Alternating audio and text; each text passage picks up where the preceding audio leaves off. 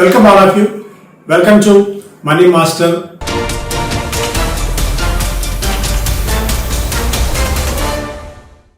ప్రస్తుతం మార్కెట్స్ లో ఒక మెసకర్ లాంటి చూస్తున్నాము, ఊచకోత లాంటి పరిస్థితి. క్రూడ్ ఇంటర్నేషనల్ మార్కెట్ లో $120 మార్కెట్ క్రాస్ కావడం, దాని ఎఫెక్ట్ మన మార్కెట్స్ మీద పడడం, చాలా రంగాల్లో విపరీతమైన అమ్మకాల ఒత్తిడి కూడా మనకు కనిపించింది. సో ఈ పాయింట్ ఆఫ్ టైంలో నిజంగా మార్కెట్స్ లో మంచి ఆపర్చునిటీ ఏదైనా ఉందా, ఈ టైంలో ఏదైనా సెక్టార్స్ ని మనం ఐడెంటిఫై చేసి పిక్ చేసుకునే స్కోప్ ఉందా, ఈ ఎఫెక్ట్ ఎంతకాలం పాటు మార్కెట్స్ మీద ఉంటుంది, ఈ అంశాలన్నీ కూడా మనం మాట్లాడుకుందాం. సో బాలా గారు నాతో ఉన్నారు. ప్రస్తుతం మేము మహారాష్ట్రలోని రత్నగిరి డిస్టిక్ లో ఒక రాయల్ గోల్డ్ ఫీల్డ్ క్లబ్ అనే ఒక రిసార్ట్స్ లో ఉన్నాము. సో అక్కడి నుంచి కార్యక్రమాన్ని ప్రొడ్యూస్ చేస్తున్నాం. కొద్దిగా మేబీ ఆడియో డిస్టర్బెన్స్ కానీ ఏదైనా కొద్దిగా అటు ఇటు ఉన్నా కూడా కొద్దిగా పెద్ద మనసు చేసుకుని క్షమించండి. సో బాలా గారు, ఇంటర్నేషనల్ మార్కెట్స్ లో $120 మనం చూసాం క్రూడ్. సో అంటే ఇంతటి ప్యానిక్నెస్ మార్కెట్స్ లోకి వస్తుందని మనం ఊహించలేదు. ఎందుకంటే సడన్ గా మనం కళ్ళ ముందు చూస్తూ ఉండగానే $60, $80, $90, $100, $120 వెళ్ళిపోయింది. ఇది మన మార్కెట్స్ మీద ఎంత ఇంపాక్ట్ చూపించే అవకాశం ఉంది, ఏ రంగాల మీద మనం మేజర్ గా దీన్ని ఎఫెక్ట్ ఉండొచ్చు బాగా? అంటే ఓవరాల్ గా ఈ రోజు క్రూడ్ ప్రైసెస్ చూసుకుంటే సాయి గారు, అది మనం ఫ్రైడేకి ఈ రోజుకి కంపేర్ చేసుకుంటే ఆ స్పైక్ అనేది ఆల్మోస్ట్ 25 to 30% స్పైక్ వచ్చింది క్రూడ్ ప్రైస్ లో. సో ఇది ఏ రంగాల మీద మనకి ఎక్కువ ప్రభావం చూపిస్తుంది, ఏ రంగాలకి ఇది నెగిటివ్, ఏ రంగాలకి ఇది పాజిటివ్ అనేది మనం అంత ఈజీగా నిర్ధారించుకోలేము. ఫస్ట్ థింగ్, ఇవాళ పొద్దున్న నుంచి మనం చూస్తే మార్కెట్స్ లో ఒక్క షుగర్ షేర్స్ మాత్రం డెఫినెట్లీ బాగానే ట్రేడ్ అయినాయి, పాజిటివ్ లో ట్రేడ్ అయ్యాయని చెప్పాలి. ఎందుకంటే దానికి ఒక లాజిక్ అందరు ఇచ్చేది అని మనం ఈజీగా నిర్ధారించుకోవచ్చు. క్రూడ్ పెరిగింది కాబట్టి ఆల్టర్నేటివ్ ఫ్యూల్, ఎథనాల్ మిక్సింగ్ అవన్నీ కూడా ఎక్కువ అవుతాయి. ఎందుకంటే most of the sugar producers molasses ద్వారా వాళ్ళ ఎథనాల్ ప్రొడక్షన్ కూడా చాలా మంది ప్లాంట్స్ పెట్టడం జరిగింది. Alternate fuel to existing crude petroleum అన్నారు. అందుకని అదొక్కటి కాస్త పాజిటివ్ లో ఉండడం మనం చూసాము. అలాగే మనం రిలయన్స్ ఇండస్ట్రీస్ లో కూడా పొద్దునుంచి కూడా అంత నెగిటివ్ అనేది ఏం చూడలేదు, ప్లస్ పాజిటివ్ లోనే ఉండింది కొద్దిగా. ఎందుకంటే వాటికి పొద్దునుంచి మనం వార్తలు కూడా చూస్తున్నాం వివిధ ఛానల్స్ లో కూడా. క్రూడ్ పెట్రోలియం ఏదైతే రిఫైనింగ్ మార్జిన్స్ ఉంటాయో అది $3.50 నుంచి $30 దాకా స్పైక్ అయిందని వింటున్నాం. So that is actually processing fees. కాబట్టి Reliance Industries refineries is the largest refiner in India and one of the largest in the world. కాబట్టి డెఫినెట్లీ అందులో కూడా ఆ స్టాక్ ప్రైస్ లో మనం స్పైక్ అనేది చూసాం. సో ఈ మాసకర్ అని మీరు ఏదైతే అన్నారో అది ఫ్రైడేతో కంపేర్ చేసుకుంటే వీకెండ్ అయిన తర్వాత మండే మార్కెట్ ఓపెన్ అయ్యి సీరియస్ గ్యాప్ డౌన్ తో ఓపెన్ అయింది. కాబట్టి జనరలీ అన్ని రంగాలు కూడా ఈ రోజు నెగిటివ్ లోనే ఉన్నాయి. షుగర్ షేర్స్ ఒకటి, ప్లస్ ఇన్ఫర్మేషన్ టెక్నాలజీ షేర్స్ కొద్దిగా slightly positive, maybe less than %0.25 or ఎక్కువ పడలేదనే చెప్పుకోవాలి. సో ఇది అన్నిటి మీద ప్రభావం నెగిటివ్ గానే చూపిస్తుందండి. ఎందుకంటే ఇటువంటి స్పైక్స్ అనేవి చాలా అరుదుగా వస్తుంటాయి అండ్ ఇవి ఎక్కువ కాలం సస్టైన్ కావు. అందుకని మనం క్లోజింగ్ కి మార్కెట్ మ్యాసివ్ రికవరీ కూడా చేసాం. Almost about 350+ points Nifty recover అయింది. సెన్సెక్స్ కి వస్తే ఆల్మోస్ట్ 1300-1400 పాయింట్స్ లో నుంచి రికవర్ అయింది. కానీ ఫస్ట్ టైం మనం లాస్ట్ 2 days నుంచి థర్స్డే ఫ్రైడే నుంచి ఈ రోజుతో కంపేర్ చేసుకున్నా కానీ bank Nifty first time last 6 months లో వీక్నెస్ చూపించింది. కాబట్టి దీని ప్రభావం మళ్ళీ నిఫ్టీ మీద ఉంటుంది. సో జనరలీ మార్కెట్ ఎంత పడుతుంది ఇక్కడ నుంచి అనేది చెప్పడం చాలా కష్టం. ఎక్కువగా ఇండెక్స్ పరంగా పడకపోయినా పెరుగుదల అనేది మాత్రం ఇక్కడ నుంచి unless there is some clarity on US, Israel, Iran front మనకి అంత ఈజీగా market recovery sharp spike back to normal levels రావడం కూడా కొద్దిగా సమయం ఎక్కువ పడుతుంది. అంత ఈజీగా అన్ని కోలుకుంటాయని మాత్రం నేను అనుకోను. సో $120 మనం వెళ్ళడం చూసాం. సో దానికి తగ్గట్టు మార్కెట్స్ అయితే రియాక్ట్ అయ్యాయి. మళ్ళీ 130 నుంచి 103 అదర్స్ మేబీ 100 పార్ అటు ఇటు రావడం వల్ల కూడా మార్కెట్స్ రికవరీ వచ్చింది. అంటే 120 అంటే ఇక్కడ నుంచి 20% క్రూడ్ పెరిగినా కూడా మార్కెట్ దాన్ని డైజెస్ట్ చేసుకుంది. అంటే ఈ రోజు మార్కెట్స్ లో ఒక గ్యాప్ డౌన్ దాకా వెళ్ళి, సో ఇక్కడతో వర్స్ట్ అయిపోయింది. పెద్దగా మార్కెట్స్ దగ్గర నుంచి మరీ విపరీతమైన పానిక్ లెస్ లేకుండా మాక్సిమం కించి పడ్డా 5% or hardly 10% index point of వ్యూలో అనుకోవచ్చా? ఆర్ఎల్స్ ఇంకా అంతకంటే ఎక్కువ పెయిన్ ఉండే ఛాన్సెస్ ఉన్నాయా? కష్టం అది చెప్పడం. ఎందుకంటే బేసికలీ క్రూడ్ బిహేవియర్ మనం చూస్తే దానికి 2-3 కారణాలు ఉన్నాయండి. ఒకటి ఏంటంటే spike in the crude oil price, అది వదిలేద్దాం మనం. $80 లాస్ట్ వీక్ బిగినింగ్ కూడా 80 to 85 అట్లా ఉండింది. ఈ రోజు మార్నింగ్ 120+ దాకా వెళ్ళి మళ్ళీ క్లోజింగ్ లో అబౌట్ 100 to 105 మధ్యలో క్లోజ్ అవడం చూసాం. దానికి ఫస్ట్ ఆఫ్ ఆల్ ఏంటంటే చాలా మటుకు క్రూడ్ ఏదైతే already refined crude ready to dispatch అయ్యిందో అది హై సీస్ మీద ఆగిపోయింది, number 1. Number 2, most of the countries అంటే మేజర్ కన్సంప్షన్ ఉన్న కంట్రీస్ ఫ్యూయల్ గా క్రూడ్ ఆయిల్ ఎవరైతే వాడతారో number 1 happens to be India, అంటే number 1 or 2 whatever it is. మనకి క్రూడ్ ఆల్మోస్ట్ మనకి 30 to 40 days దాకా రిజర్వ్స్ ఉన్నాయని మన మినిస్ట్రీ వాళ్ళు కూడా చెప్తూనే ఉన్నారు. సో ఇట్లా ఇతరత్ర వేరే కంట్రీస్ కూడా ఎవరైతే ప్యూర్లీ క్రూడ్ ఆయిల్ మీద ఆధారపడి ఉన్నారో వాళ్ళ దగ్గర ఉన్న రిజర్వ్స్ కొద్దిగా ఉన్నాయి. హై సీస్ మీద ఉన్నవి ఇరుక్కుపోయినాయి, అది మూవ్మెంట్ లేక, షిప్ మూవ్మెంట్ లేక ఆయిల్ కంటైనర్స్. థర్డ్ థింగ్, ఉన్నవి కూడా ఎక్కడైతే ప్యాసేజ్ ఉందో ఇరాన్ దగ్గర, ఆ హార్మస్ ప్యాసేజ్ దగ్గర నుంచి పాస్ అవ్వట్లేదో వేరే రూట్ లో వెళ్ళడానికి కూడా ప్రయత్నిస్తున్నారు. కానీ వాటి ఫ్reight రేట్స్ ఒకటి, ఇన్సూరెన్స్ రేట్స్ ఒకటి విపరీతంగా స్పైకప్ అయిపోయినాయి. కాబట్టి చిన్న చిన్న కంట్రీస్ ఎవరి దగ్గర అయితే ఫారిన్ ఎక్స్చేంజ్ రిజర్వ్స్ ఎక్కువ లేరో, మినిమం రిజర్వ్స్ ఉన్నాయో వాళ్ళ దగ్గర ఒకవేళ కన్జంప్షన్ అయిపోతే అక్కడ వాళ్ళకి కష్టం అవుతుంది. ఓకే.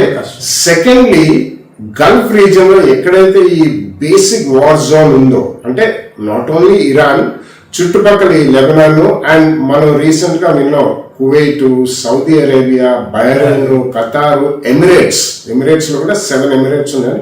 ఈ చుట్టుపక్కల అన్నిట్లో కూడా ఇరానియన్ వాళ్ళని కొంచెం మనం డిస్ట్రక్షన్ అనేది చూసాం. కాబట్టి చాలా మటుకు ఈ major oil and gas producing nations లో ప్రాజెక్ట్స్ అన్ని కూడా ఆపేశారు వాళ్ళు. ఇది ఇంకొక కారణం. ఉన్న ఆయిల్ ఏమో హైసీస్ మీద ఆయిల్ కంటైనర్స్ ఇరుక్కుపోయినాయి, ఫ్reight రేట్స్ పెరిగాయి, ఇన్సూరెన్స్ పెరిగింది, అండ్ చాలా మటుకు డిస్ట్రాయ్ అయిపోతాయి ఫెసిలిటీస్ అనేది రిఫైనరీస్ కూడా షట్ డౌన్ చేయడం జరిగింది. సో ఒకవేళ ఇది నిజంగా ఇంకొక 1 or 2 weeks ఇలాగే కొనసాగితే, భయం మూలంగా వాళ్ళు ఈ రిఫైనరీస్ ఓపెన్ చేయకపోతే, this could prolong a little bit longer. మళ్ళీ ఇది $120 వెళ్ళినా మనం ఆశ్చర్యపోవాల్సిన అవసరం లేదు, 120 కూడా దాటచ్చు. ఎందుకంటే మనకి ఈ అనిశ్చితి అనేది పోవాలి. వెన్ దేర్ ఇస్ సర్టనిటీ, ఒక వారం 10 రోజులు ఇంకా బాంబింగ్ అవన్నీ జరగవు. కాబట్టి మనం ఇంకా స్థిమితంగా ఉంది అనుకున్నప్పుడు కొద్దిగా స్టెబిలైజేషన్ వస్తుంది. అప్పటిదాకా మనం గెస్ చేయడం కష్టం. క్రూడ్ ఆల్మోస్ట్ 120, నిజంగా క్రూడ్ మనం అనుకున్నట్టు $120 నుంచి మేబీ ఇంకా ఎక్కువ, ఒక $150 or 140, ఇదంతా ప్రిడిక్షన్ గేమే ప్రస్తుతానికి. ఎందుకంటే ఈ వార్ ఎన్ని రోజులు జరుగుతుంది, దీని ఇంపాక్ట్ ఎన్ని రంగాల మీద ఉంటుంది, ఎన్ని రోజులు ఉంటుందని మనం ఊహించే పరిస్థితులు లేవు. కాబట్టి మేబీ ఇక్కడి నుంచి కూడా ఒక క్రూడ్ బాగా పెరిగితే మన ఎకానమీ మీద ఎంత ఇంపాక్ట్ ఉంటుంది, మన మార్కెట్స్ మీద ఎంత ఇంపాక్ట్ ఉంటుంది, ఏ సెక్టార్స్ భారీగా. ఎందుకంటే without any doubt crude oil బాగా పెరుగుతుందంటే first of all aviation companies hit తీసుకుంటాయి, అండ్ ఓఎంసీస్ హిట్ తీసుకుంటాయి, తర్వాత పెయింట్ రిలేటెడ్, తర్వాత టైర్ రిలేటెడ్, కొన్ని స్పెషాలిటీ రిలేటెడ్ కెమికల్ స్టాక్స్ అన్నిటి మీద ఇంపాక్ట్ అయితే ఉంటుంది, మనకు తెలిసిందే ఇదంతా బేసిక్ గా. సో ఇది ఓవరాల్ డైనమిక్స్ ని ఎలా ఇంపాక్ట్ చేస్తుంది? కొన్ని సెక్టర్స్ కి ఇది డైరెక్ట్లీ ఎఫెక్ట్ అవుతుందండి. ఇప్పుడు మార్బీ అని ఒక ప్లేస్ గుజరాత్ లో ఈ టైల్ మ్యానుఫ్యాక్చరర్స్ ఉన్నారు. ఓకే, అది కంప్లీట్లీ షట్ డౌన్ అయిపోయింది. లాస్ట్ 1 week గా టోటల్ షట్ డౌన్. ఎందుకంటే వాళ్ళకి గ్యాస్ రావట్లేదు. అది బేసిక్ రా material to run factory. So అట్లా డిస్టర్బ్ అయ్యేవి కొన్ని ఉంటాయి. ఆయిల్ రిఫైనరీస్ మీరు అన్నట్టు, ఆయిల్ కంపెనీస్, మన ఓఎన్జీసీ లాంటి వాటికి యాక్చువల్లీ ఆయిల్ ఇండియా అండ్ ఓఎన్జీసీకి ఇది లాభపడాలి. ఎందుకంటే they extract oil from the ఎక్స్క్రాస్. అండ్ రిఫైనరీస్ కి ఎగ్జిస్టింగ్ స్టాక్ ఉంది అన్నారు కొన్ని రోజులు. కాబట్టి ప్రైసింగ్ అల్టిమేట్లీ అది కన్స్యూమర్ కి ఇచ్చే ప్రైసింగ్ లో వీళ్ళు ఎక్కువ పెంచరు. గవర్నమెంట్ ఆఫ్ ఇండియా వాళ్ళు కూడా మేము ఫ్యూయల్ ప్రైసెస్ ఎక్కువ పెంచాం అన్నారు. కాబట్టి వాటికి హిట్ ఉంటుంది ఆయిల్ మార్కెటింగ్ కంపెనీస్ కి. అప్స్ట్రీమ్ ఆయిల్ కంపెనీస్ కి యాక్చువల్లీ ఇది పాజిటివ్. సో డైరెక్ట్లీ ఎక్కడైతే fuel either petroleum products or whether it is gas, అవి మాత్రం కంప్లీట్లీ షట్ డౌన్ అయిపోయినాయి. కాబట్టి వాటికి నెగిటివ్. ఇంకొకటి definitely fertilizer is one of the major consumers, right? మనం ఇంపోర్ట్ కూడా చేస్తాము fertilizer, plus main raw material to run those factories is again one of these gas or crude petroleum and దాని derivatives కూడా, right? కాబట్టి అటువంటి sectors మాత్రం definitely బాగా దెబ్బతింటాను. ఒకవేళ ప్రొలాంగ్ అయితే మాత్రం ఇది ఇంకొక 4 weeks 6 weeks డెఫినెట్లీ అటువంటి షట్ డౌన్ చేసే పరిస్థితులు కూడా వచ్చే అవకాశం ఉంది. ఇప్పుడే గెస్ చేయడం అనేది కష్టం. So వేటికైతే raw material petroleum products ద్వారా వస్తుందో, పెట్రోకెమికల్స్ అంటారు. ఎందుకంటే బేసికలీ ప్రపంచవ్యాప్తంగా కూడా అన్ని chemicals, basic chemicals and bulk chemicals అనేవి చాలా ప్రోడక్ట్స్ లో వాడతాం. అది మనం టెక్స్టైల్స్ అనుకుంటాం, ఫర్నిచర్, వుడ్ అనుకుంటాం, లెదర్ అనుకుంటాం, వాటి అన్నిట్లో కూడా ప్రాసెసింగ్ కి కెమికల్స్ వాడతారు కదా, ఎలక్ట్రానిక్స్, సెమీ కండక్టర్స్, దేనికైనా. సో అటువంటి వాటికి కూడా one of the raw material is fuel in any form, directly or indirectly. So వాటికి కాస్ట్ పరంగా బాగా పెరిగిపోతాయి, కాబట్టి వైరబిలిటీ తగ్గుతుంది. ఇన్ ఆల్ దీస్ థింగ్స్ మనం చెప్పుకోగలిగింది ఏంటంటే, ఒకవేళ నెక్స్ట్ 1-2 weeks లో కొద్దిగా స్థిమితపడి సర్దుమణిగితే అక్కడి నుంచి పెద్దగా స్పైక్స్ ఉండకపోవచ్చు. ఏదో ఒకటి, అది సీజ్ ఫైర్ కాకపోయినా ఏదో ఒక ఒప్పందం కుదిరింది, కాస్త బాంబింగ్ తగ్గింది, ఇటువంటి వార్తలు వచ్చి అక్కడ రిఫైనరీస్ ఏవైతే షట్ డౌన్ అయినాయో ఆయిల్ ప్రొడ్యూసింగ్ కంట్రీస్ లో, గల్ఫ్ లో ఎస్పెషలీ, అవి రీఓపెన్ చేస్తున్నామని వార్త వచ్చినప్పుడు మనకి కొద్దిగా డెఫినెట్లీ స్టెబిలిటీ వచ్చే అవకాశం ఉంది ఈ క్రూడ్ ప్రైజెస్ లో.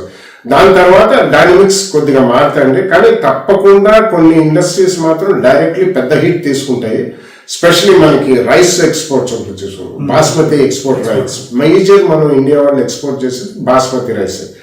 And Iran is one of the largest consumers of Indian basmati rice.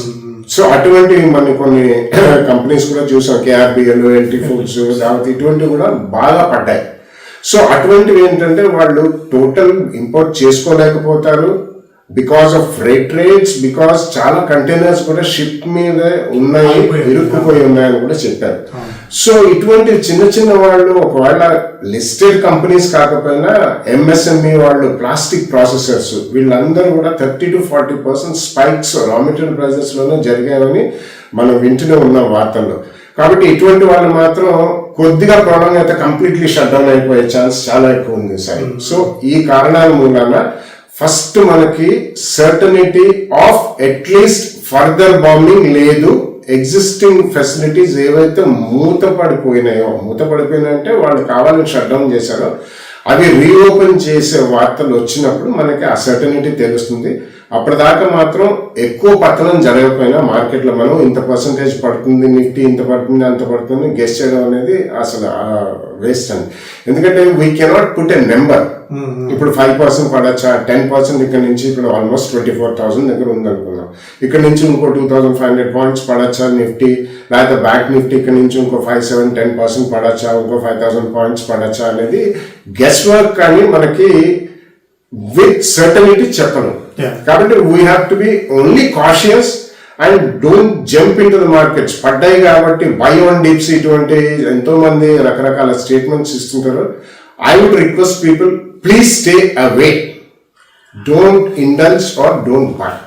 Firm గా నార్మల్గా మీకు చెప్పను సాధారణంగా, అంటే బికాస్ ఆఫ్ అంటే ఇన్నేళ్ల జర్నీలో అంత ఫర్మ్ గా అసలు don't invest or don't venture in to markets at this point of time అన్నంత స్ట్రాంగ్ స్టేట్మెంట్ ఇవ్వడానికి వెనక వ్యాలిడ్ రీజన్స్ అండ్ రేషనల్ ఏముంది సార్ మీరు? అంటే ఈసారి మనం ఈ AI America, Israel versus Iran, అది కాంబినేషన్ కాబట్టి ఏఐ అన్నది, లేకపోతే ఏఐ అనొచ్చు. America, Israel and Iran. ఈ ఎపిసోడ్ ఆ 3 కంట్రీస్ కే పరిమితం కాకుండా ఇరాన్ వాళ్ళు చుట్టుపక్కల నేబరింగ్ గల్ఫ్ స్టేట్స్ అన్ని కూడా బాంబింగ్ చేశారు. కాబట్టి అది ఎందుకు చేశారు, అక్కడ American or Israeli defence facilities ఉన్నాయి. It can be naval, it can be air force and boots on the ground కూడా మేము రూల్ అవుట్ చేయము. అంటే సోల్జర్స్ యాక్చువల్లీ ఆన్ గ్రౌండ్ అనేది కూడా దించే పరిస్థితి ఉంది అని అమెరికన్ ప్రెసిడెంట్ చెప్పారు. కాబట్టి ఈ అన్సర్టనిటీ కొనసాగుతుంది. ఓకే, అండ్ డెఫినెట్లీ మనం చూసాం అక్కడ అమెరికన్ ప్రెసిడెంట్ గారు గతంలో కూడా, ఇప్పుడే కాదు లాస్ట్ 1 year నుంచి కూడా సర్టనిటీతో ఒకటి ఇలా జరుగుతుంది అలా జరుగుతుందని ఏది చెప్పే అవకాశం, వినే అవకాశం మనకి లేదు. అక్కడ it's extremely finicky mind of the American president. Any day any statement can come. దీని తర్వాత కూడా ఆయన లాస్ట్ వీక్ కూడా స్టేట్మెంట్స్ ఇవ్వడం జరిగింది. దీని తర్వాత we are seeing closely at Cuba అన్నారు, గతంలో కొలంబియా అన్నారు, ఒకప్పుడు కెనడా అన్నారు, గ్రీన్లాండ్ అన్నారు. సో ఇవన్నీ కూడా ఏ అనిశ్చితికి దారి తీస్తాయి అనేది తెలియదు. కాబట్టి మనం అంత తొందరగా వెంచర్ అవుట్ చేసి ఇది బాటమ్, ఇక్కడ బాటమ్ ఫిషింగ్ చేయొచ్చు అనే పరిస్థితుల్లో లేవు. కాబట్టి నేను అంత సర్టన్ గా చెప్తున్నాను, ప్లీజ్ స్టే. ఆ లెక్కన డొనాల్డ్ ట్రంప్ ఇంకా ఆల్మోస్ట్ 2 years ప్లస్ ఆయన పదవిలో ఉంటారు. సో అప్పటి వరకు మనం మార్కెట్స్ వైపు చూసే పరిస్థితి లేదు అసలు. ఎందుకంటే ఆయన మీరే అన్నారు ఇప్పుడు ఆ ఫినికల్ మైండ్ కానీ ఆ ఫికల్ మెంటాలిటీ కానివ్వండి, ఏదో తెలియని ఒక ఎప్పుడు ఏ దేశం మీద దాడి చేద్దామా అన్నది ఒక యుద్ధ పిపాస ఆయనలో కనిపిస్తుంది మనకి. సో ఇటువంటి టైంలో ఇంకా అసలు మార్కెట్స్ లో కాడి దించేసి వెళ్ళిపోవడం కరెక్ట్ అవుతుందా? సో ఇది ఎంతకాలం పాటు మనం ఇలా స్టే అవే అన్న దీన్ని మనం అవలంబించాల్సిన అవసరం ఉంటుంది. సో మనం will take the best example of Russia and Ukraine అండి. 3 years బ్యాక్ జరిగింది, అప్రాక్సిమేట్లీ 3+ years బ్యాక్ జరిగింది, 3.5 years కూడా. సో అప్పుడు కూడా చాలా మంది ఇది next week cease fire talks కి ఏదో నాంది పెరుగుతున్నారు, అది ఇదని రకరకాల వార్తలు విన్నాం. అది 3 years ఇంకా జరుగుతూనే ఉంది, 3.5 years దాటిపోయింది. It's still going on, right? ఇప్పుడు అమెరికన్ ప్రెసిడెంట్ గారు డొనాల్డ్ ట్రంప్ గారు స్టేట్మెంట్స్ ఇస్తున్నారు రకరకాల కంట్రీస్ మీద, అది ఇది అంటే he's quite a mercurial person. అంటే పాదరసం లాగా, we can never catch mercury, right? So what kind of statements will come out off white house by American president అనేది మనం డెఫినెట్ గా చెప్పలేము. సో అందుకని ఇంకా ఈయనకి టర్మ్ 2.5 years కంటే ఎక్కువే ఉంది. ఈ ఇయర్ నవంబర్లో 2026 నవంబర్లో మిడ్ టర్మ్ ఎలక్షన్ ఉంది. కాబట్టి ఒకవేళ ఏమన్నా కొద్దిగా ఆయన టెంపర్మెంట్ టోన్ తగ్గించుకుని నెక్స్ట్ ఫ్యూ మంత్స్ కాస్త ఎక్కువ స్టేట్మెంట్స్ చేయకుండా ఉంటే ఈ సర్టనిటీ అనేది కొద్దిగా రావచ్చు. అంటే కంప్లీట్ సర్టనిటీ కాదు, ఈ అనిశ్చితి అనేది తగ్గచ్చు. ఫస్ట్ ఆఫ్ ఆల్ మనం ఇంకోటి గమనించాల్సింది ఏంటంటే, ఇటువంటివి ఇదే వరకు జరిగితే ఆ ఎఫెక్ట్ అనేది మనకు మార్కెట్ లో ఇంత షార్ప్ వాలటాలిటీ అనేది చూడలేదు ఎప్పుడు. పర్ డే స్పైక్స్, వీక్లీ ఎన్ని స్పైక్స్ మనం గత 6 months లో కూడా మీరు చూసే ఉంటారు, or beginning from January last year కూడా. ఒకప్పుడు అంటే జనరలీ నా చరిత్ర గురించి, నా హిస్టరీ గురించి నేను చెప్తున్నాను, బికాస్ మార్కెట్స్ లో ఎక్స్పీరియన్స్ ఉంది కాబట్టి. మిడ్ 80s లో కానివ్వండి, 90s లో కానివ్వండి, వెన్ వీఆర్ టాకింగ్ అబౌట్ గతంలో కూడా మనం చాలాసార్లు మాట్లాడాం. ఇందిరాగాంధీ గారు అసాసినేట్ అయ్యి తర్వాత రాజీవ్ గాంధీ గారు ప్రైమ్ మినిస్టర్ అయినప్పుడు సెన్సెక్స్ 300 to 400 points ఉండింది. ఈ రోజు ఏదైతే 80,000 ఉందో ఆ రోజు సెన్సెక్స్ 300 to 400 points, 500 points అక్కడ ఉండేది. అక్కడి నుంచి అది 700-800 points దాకా వెళ్ళి మళ్ళీ ఆ కరెక్షన్ అనేది ఆ 300-400-500 points రావడానికి 1 సంవత్సరం పైన పట్టేది. ఇప్పుడు 300 to 500 points ఒక నిమిషం కూడా పట్టట్లేదు. నిమిషం ఎక్కడ, సంవత్సరం ఎక్కడ. సో మూమెంట్ ఈజీగా జరిగిపోతుంది. అది పర్ డే కావచ్చు, పర్ వీక్ కావచ్చు, అప్ అండ్ డౌన్. ఆ స్పైక్స్ వాలటాలిటీ అనేది ఎక్కువ జరుగుతుంది. ఎందుకు ఇవన్నీ? Because of extremely highly complex mathematical models operating via computers. అందుకని ఈ వాలటాలిటీకి మనం బిహేవియర్ కూడా తట్టుకోలేము, ఏం జరుగుతుందో తెలియదు. కాబట్టి rapidity of things that are happening చాలా ఫాస్ట్ గా జరుగుతున్నాయి. కాబట్టి కొద్దిగా you should be away and let the market settle down a bit. అది వారం పట్టచ్చు, 1 నెల పట్టచ్చు, తెలియదు. కానీ ఇలాగే ఒక 3 to 6 months నడుస్తుందని కూడా మనం చెప్పలేము. మేజర్ గా యుఎస్ ఫ్యాక్టర్ గురించి, ఆర్ఎల్సి ఇరాన్ క్రూడ్ ఫ్యాక్టర్స్ గురించి మాట్లాడుకుందాం. అంటే ఇవన్నీ ఎక్స్టర్నల్ ఫ్యాక్టర్స్. మనకు దేశీయంగా ఇన్హెరెంట్ కూడా మనకు స్ట్రెంగ్త్ ఉంది. లైక్ జీడిపి నెంబర్స్ చూసుకున్నా మన బేస్ రేట్ మార్చిన తర్వాత కూడా ఆల్మోస్ట్ 7% దాకా గ్రోత్ మనం చూస్తున్నాం. ప్యాసింజర్ వెహికల్స్ నెంబర్ స్ట్రాంగ్ గా ఉన్నాయి. జిఎస్టీ వసూలు ఆల్మోస్ట్ 1.9 lakh 2 lakh crores దాకా ఉన్నాయి. సో మన దగ్గర కూడా ఇన్హరెంట్ గా స్ట్రెంగ్త్ ఉంది కదా, బట్ పూర్తిగా ఎక్స్టర్నల్ రిస్క్ మీద ఆధారపడి మార్కెట్స్ ఇంత పానిక్ మోడ్ లో వెళ్ళిపోవాల్సిన అవసరం అయితే ఉందా? డెఫినెట్ గా. ఎందుకంటే మనకి లాస్ట్ 1 year చూసుకుంటే మీరు ఇందాక అన్నట్టు జీడిపి ఫిగర్స్ రివైజ్ చేశారు, ఒక 10 years బేస్ కూడా మార్చారు. కాబట్టి ఆల్మోస్ట్ 7% ప్లస్, 7 to 7.5%, 7.8% దాకా జీడిపి ఫిగర్స్ ఉండొచ్చని అంటున్నారు ఈ సంవత్సరం కూడా, which is good. And inflation చూసుకుంటే మనకి డికేడల్ లోస్ వచ్చింది లాస్ట్ ఇయర్. ఓకే, బట్ ఈ పరిస్థితి ఇట్లాగే కొనసాగి ఇప్పుడు $120 కాకపోయినా క్రూడ్ ప్రైస్ ఈ రోజు కొని ఇప్పుడు ఒక 100 to 105 మధ్యలో ఉందనుకున్నాం. ఇటువంటి పరిస్థితి ఒక 1 month or 2 months కొనసాగిందంటే ఈ ఇన్ఫ్లేషన్ ఫిగర్స్ కానివ్వండి, ఈ జీడిపి ఫిగర్స్, ఇప్పుడు మనం ఒకటే చెప్పుకున్నాం, మార్బీలో ఒక ఇండస్ట్రీయే మూసేయాల్సిన పరిస్థితి వచ్చింది. సో బేసిక్ ఫ్యూల్ లేక చాలా ఇండస్ట్రీస్ షట్ డౌన్ అయిపోవచ్చు, right? And consumption of fuel కూడా యాజ్ ట్రాన్స్పోర్టేషన్ ఫ్యూల్ ఈ ప్రైజెస్ గవర్నమెంట్ ఆఫ్ ఇండియా వాళ్ళు ఎంత ఇచ్చినా కానీ 60 రూపీస్ పర్ సిలిండర్ పెంచామని ఎల్పిజిది ఒక స్టేట్మెంట్ ఇవాళే వచ్చింది. బట్ ఈ ఫ్యూయల్ ప్రైజెస్ ఒకప్పుడు లాగా కంప్లీట్లీ అడ్మినిస్ట్రేట్ ప్రైస్ అయినా ఫిక్స్డ్ ప్రైస్ కాదు. ఈ రోజు కాకపోతే రేపు పరిస్థితి మెరుగు కాకపోతే తప్పకుండా పెంచాల్సి వస్తుంది. కాబట్టి ఈ ఫిగర్స్ అవి రియల్ గా మనకి రిఫ్లెక్ట్ అవుతాయా? అండ్ వీటన్నిటి మూలన మనం ఇంకొకటి 92 రూపీస్ ప్లస్ కి $US plus Indian rupee parity వచ్చాం. సో మనం 92 రూపీస్ ప్లస్ లో డాలర్స్ కొని $120 లో క్రూడ్ ఇంపోర్ట్ చేసుకున్నాం అనుకోండి, డెఫినెట్లీ ఇన్ఫ్లేషన్ ఫిగర్స్ అనేది మనం ఊహించలేని రీతిలో వస్తాయి. సెకండ్లీ, ఏప్రిల్ నెక్స్ట్ మంత్ లో మనకి ఐఎండి వాళ్ళది ఒక ఫోర్కాస్ట్, ప్రిలిమినరీ ఫోర్కాస్ట్ అవుతుంది. అండ్ ఈ సంవత్సరం మనకి last 3-4 years we had very good monsoon. ఒకవేళ దురదృష్టవశాత్తు ఆ ఐఎండి వాళ్ళు బిలో నార్మల్ మాన్సూన్ ఉంటుందని ఇస్తే అది సెంటిమెంటల్ ఇంపాక్ట్ డెఫినెట్లీ పడుతుంది. సో ఇవన్నీ పలు రకాల కారణాల మూలాన మనకి ఆ certainty of the same 7% plus growth and inflation can be contain below 2 or 3% or below 4% అని చెప్పడం ఇప్పుడు డెఫినెట్లీ ఇంపాసిబుల్ అండి. ఎవరైనా చెప్తే కూడా అదంతా ఉట్టి గెస్ వర్క్ కానీ అంతకంటే ఏం కాదు. ఈ కాషియస్ ఆప్టిమిజం ఇవన్నీ నాకు అంతగా పనికిరాని స్టేట్మెంట్స్. Very certain. మరి ఈ పాయింట్ ఆఫ్ టైం లో ఇన్వెస్టర్స్ ఆల్రెడీ కొత్తగా డబ్బులు పెట్టాలనుకున్న వాళ్ళు ఓకే మేబీ కొద్దిగా ఆగచ్చేమో, ఆల్రెడీ ఇన్వెస్ట్ చేసిన వాళ్ళు ఆర్ఎల్స్ కొద్దిగా ఇప్పుడు చేద్దాం అనుకున్న వాళ్ళకి మీరు ఎలాంటి సలహా ఇస్తారు? ఆల్రెడీ ఇన్వెస్ట్ చేసిన వాళ్ళది అంటే మనకి ఒక్కొక్కళ్ళది ఇట్స్ జనరలైజ్డ్ టాప్ క్వశ్చన్ అనుకోండి ఇది. బట్ అన్ని వర్షన్స్ మనం తీసుకోలేము. బట్ జనరలైజ్డ్ ఏదైనా లోడ్ ఇక్కడ నుంచి పడింది మార్కెట్స్ ఈ రోజు లాంటి ఆపర్చునిటీస్ వస్తే ఏదైనా లోడ్ చేసుకునేందుకు స్కోప్ పెట్టుకోవచ్చా?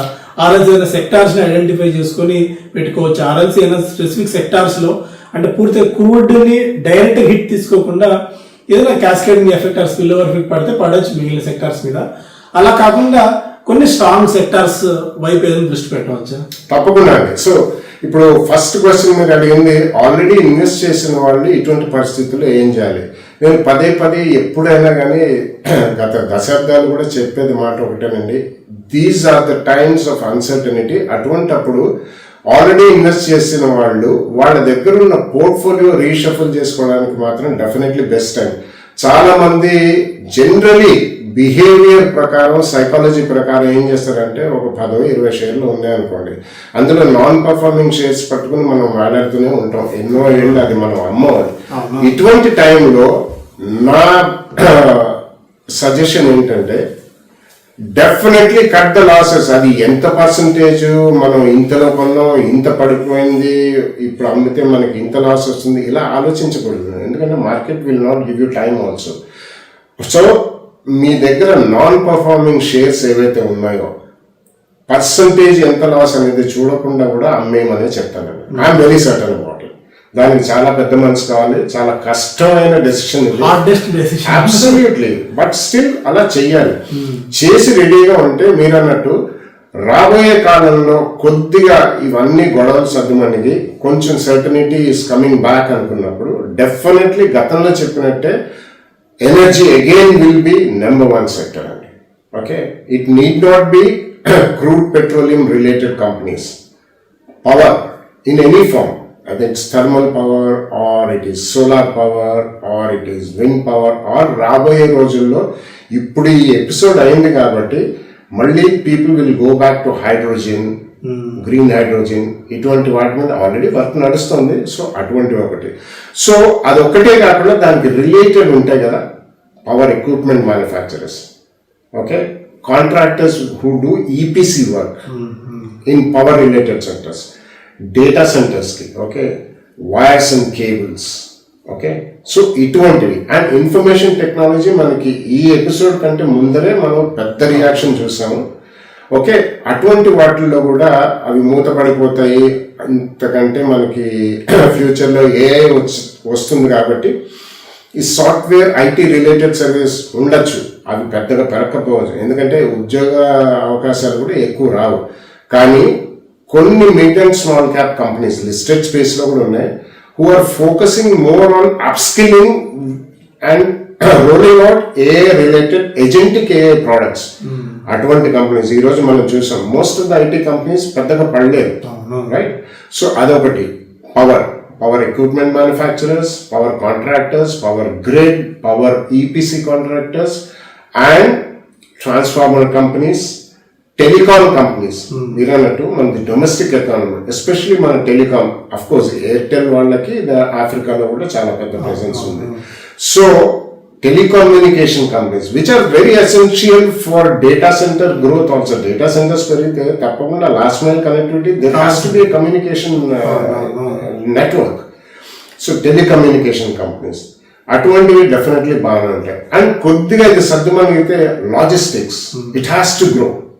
If economy has to grow, logistics have to grow. మనకి ఎంత డొమెస్టిక్ ఎకానమీ అయినా లాస్ట్ 3-4 years గా ఆ సెక్టర్ ఎక్కువ పర్ఫార్మ్ కూడా చేయలేదు, రైట్? ఫార్మాస్యూటికల్స్ ఈ రోజు ఎక్కువ పడలేదు, కొన్ని పెరిగాయి కూడా. Pharma and health care definitely ever green ఉంటాయండి.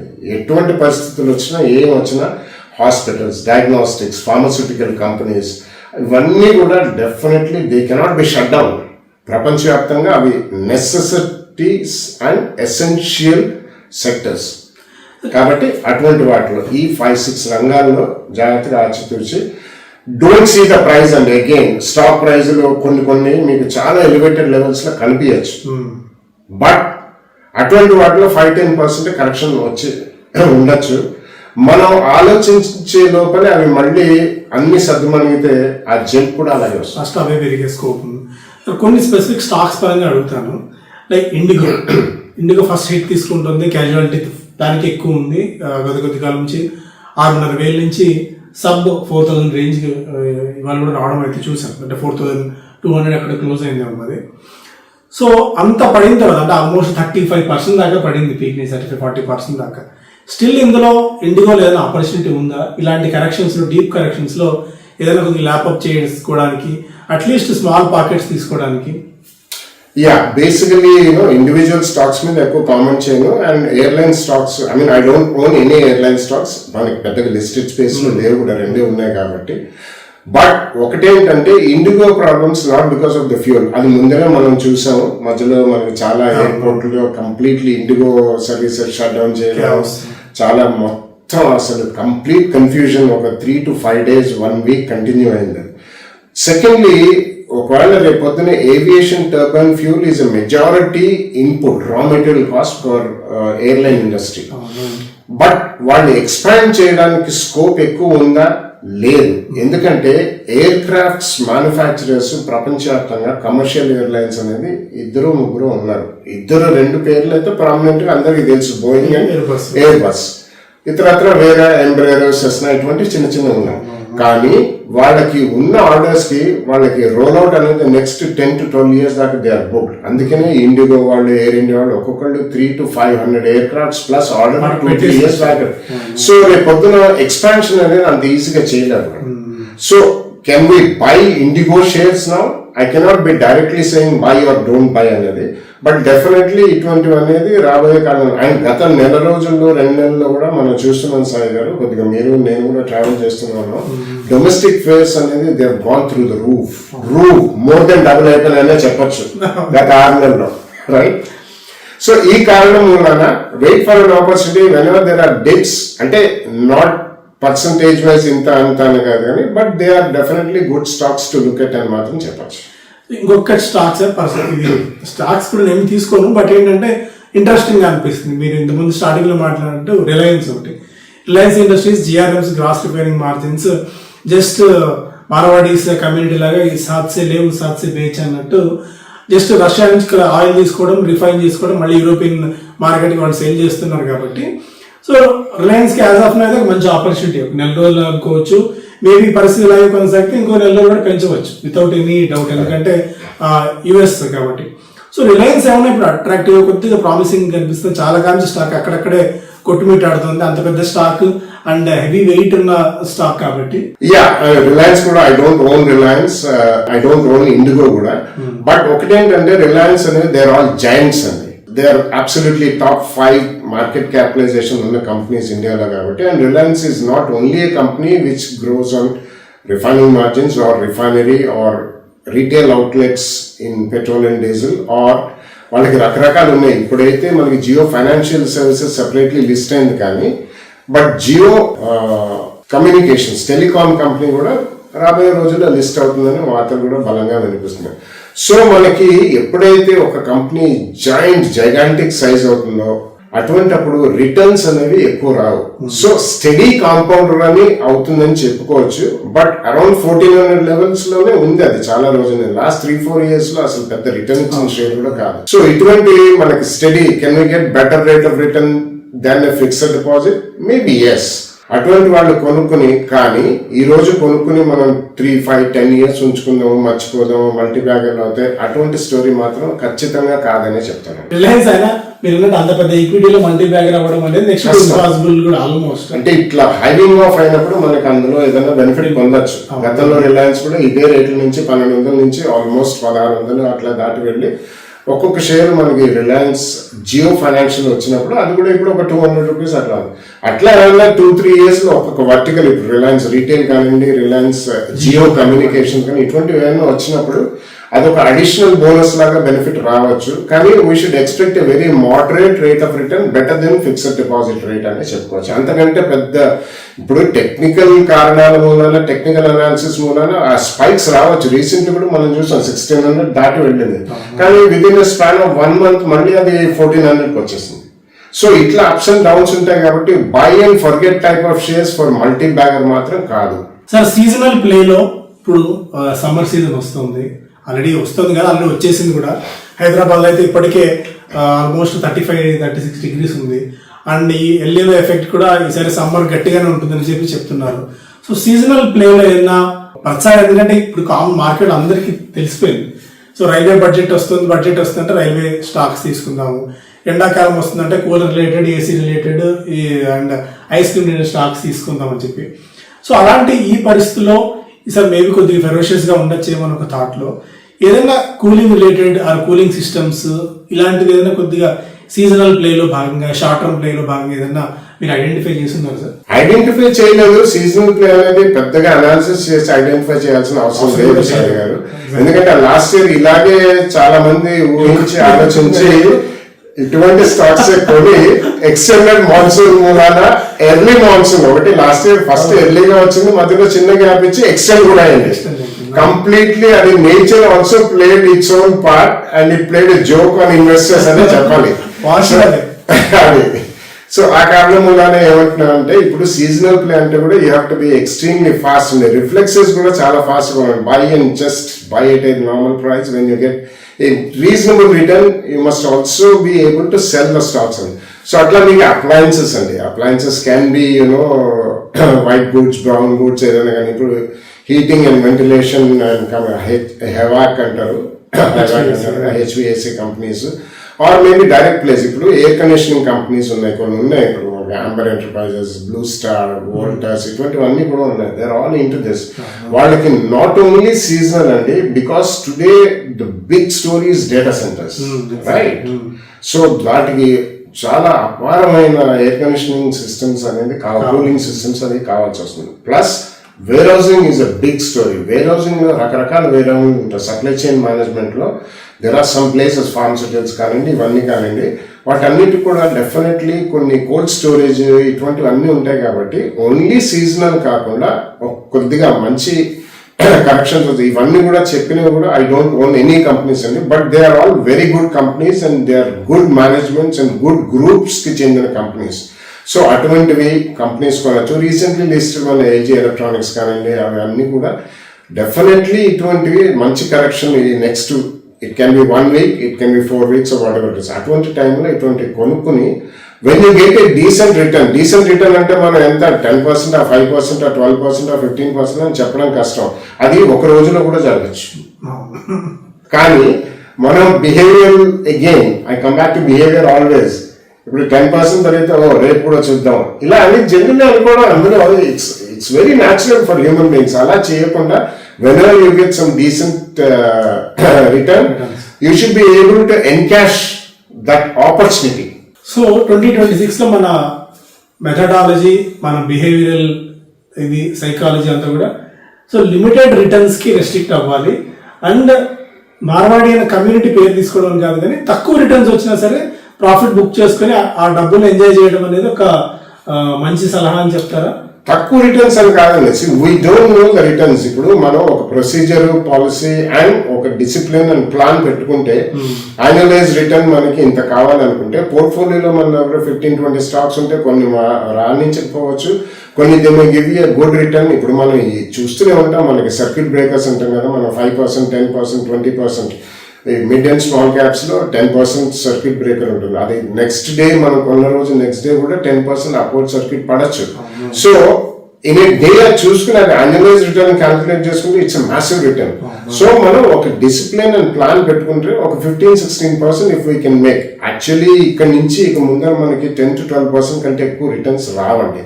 గతంలో వచ్చిన రిటర్న్స్ ఓవరాల్ బ్రాడర్ మార్కెట్ లో మాత్రం వచ్చే అవకాశం చాలా తక్కువ. కాబట్టి మనం ఎప్పుడైనా మనకి ప్రాఫిట్స్ వస్తే మనకి ఇంత రేట్ ఆఫ్ రిటర్న్ కావాలి. ఇప్పుడు మనకి ఒక 6% ఫిక్స్డ్ డిపాజిట్ లో వస్తుంది. లెట్స్ సే ఒక 6% యాన్యువలైజ్డ్ ఇన్ఫ్లేషన్ రేట్ ఉంది. సో 12% కంటే ఎక్స్ట్రా ఏది వచ్చినా 13, 14, 15%, we should be able to encash the opportunity, not sell out. There's a lot of difference. మనం సెల్ అవుట్ చేసేసుకుంటే మన ఆస్తులు అమ్ముకుంటున్నాం అనుకోకూడదు. We are encashing an opportunity. మళ్ళీ అదే స్టాక్ మనకి ఒక 5-10% కింద దొరకచ్చు, దొరకకపోవచ్చు. ఒకటి కాబట్టి ఇంకోటి దొరుకుతుంది. కాబట్టి మనం ఎప్పుడైనా కానీ ఒక డిసిప్లిన్ ప్లాన్తో వెళ్తే నా ఉద్దేశంలో రాబోయే రోజుల్లో అంటే ఫ్యూ ఇయర్స్ కూడా 10-12% return, if you're able to beat more than 12%, I think that should be an excellent rate of return అనేది చెప్పాలండి. ఒకప్పుడు మనకి కన్సిస్టెంట్ గా 30-40 ఇయర్స్ 14-16% రేంజ్ లో ఇండెక్స్ కూడా ఇచ్చింది, సెన్సెక్స్ కానీ నిఫ్టీ కానీ, రైట్? ఇక ముందర డెఫినెట్లీ అట్లా జరిగే పరిస్థితి ఉంటుందని నేను అనుకోవట్లేదు. I may be wrong, but 10-12%, around averaging around 11-12% return వస్తే మాత్రం it will be very good. కొన్ని మనకి కన్విక్షన్ తో దీనికి ఇంకా టోటల్ అడ్రసబుల్ మార్కెట్ ఉంది, ఈ సెక్టర్ బాగానే ఉంటుంది, ఈ కంపెనీ మేనేజ్మెంట్ చాలా బాగుంటుంది అనుకున్నప్పుడు అట్లీస్ట్ మనం కొన్న దాంట్లో కొద్దిగా క్వాంటిటీలో ప్రాఫిట్ బుక్ చేసుకుంటే యావరేజ్ కాస్ట్ తగ్గుతుంది. కాబట్టి you can stay with it for 1-3 years and see, as long as the company is doing well, stick on to some of the quantity. Try to always reduce your cost of acquisition. అది fine. Thank you so much బాలాగారు. చాలా అంశాలు మాట్లాడాము. ఇంకా మళ్ళీ opportunity వచ్చినప్పుడు మళ్ళీ ఏదైనా బాలాగారితో 4 ముక్కలు మాట్లాడి మనం కొద్దిగా నాలెడ్జ్ని గెయిన్ చేసే ప్రయత్నం చేద్దాం. Thank you once again sir. Thank you.